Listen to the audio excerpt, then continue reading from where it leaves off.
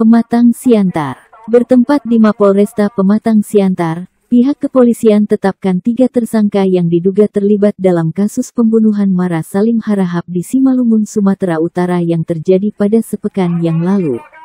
Hal itu disampaikan oleh Kapolda Sumut Irjen Pol RZ Pancaputra Simanjuntak didampingi Pangdam 1 Bukit Barisan Majen TNI Hasanuddin dalam konferensi pers yang digelar di Mapolresta Pematang Siantar pada Kamis sore, tanggal 24 Juni tahun 2021.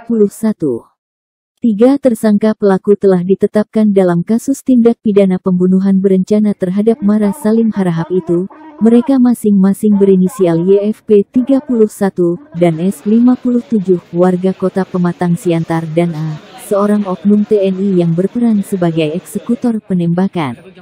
Diketahui bahwa Mara Salim Harahap alias Marsal 42 adalah seorang wartawan yang juga sekaligus sebagai pemilik media online Laser News Today.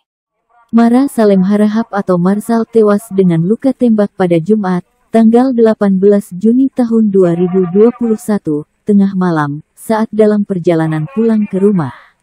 Warga setempat, pada hari Jumat naas itu mendapati kondisi tubuh Marsal bersimbah darah di dalam mobil miliknya yang terparkir tidak jauh dari kediamannya, di Huta 7, Nagori Karanganyar, Kecamatan Gunung Malela, Kabupaten Simalungun, Provinsi Sumatera Utara.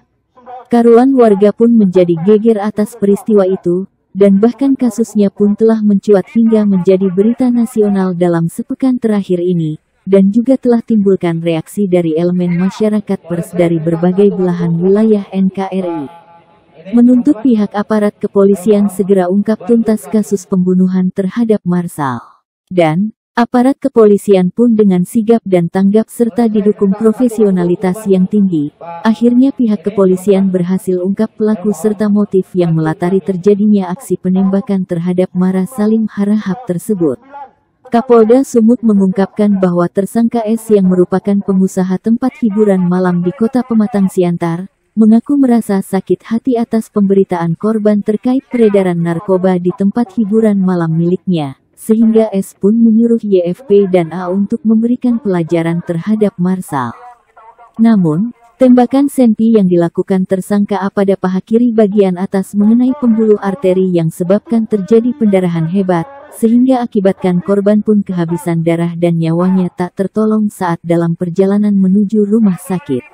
Kapolda Sumut menambahkan, korban diduga memberitakan tempat usaha tersangka S, karena tidak memenuhi permintaan jatah sebesar 12 juta rupiah per bulan atau 2 butir pil ekstasi per hari yang harganya diperkirakan Rp200.000 per butir. Dalam kasus ini, kepolisian menyita barang bukti 1 pucuk pistol dengan 6 butir peluru aktif yang sempat ditanam salah seorang tersangka di areal pemakaman untuk menghilangkan barang bukti, 1 senjata airsoft gun, mobil korban dan 1 unit sepeda motor, dan parang.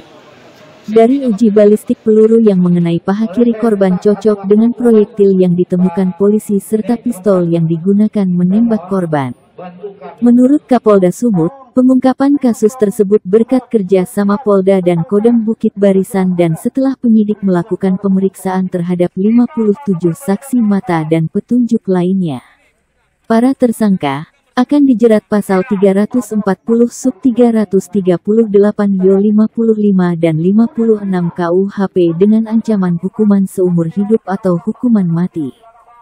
Reporter HI News Official Jose Siregar dan Korwil Zion Magdalena Silalahi melaporkan dari Mapolresta Pematang Siantar, Provinsi Sumatera Utara.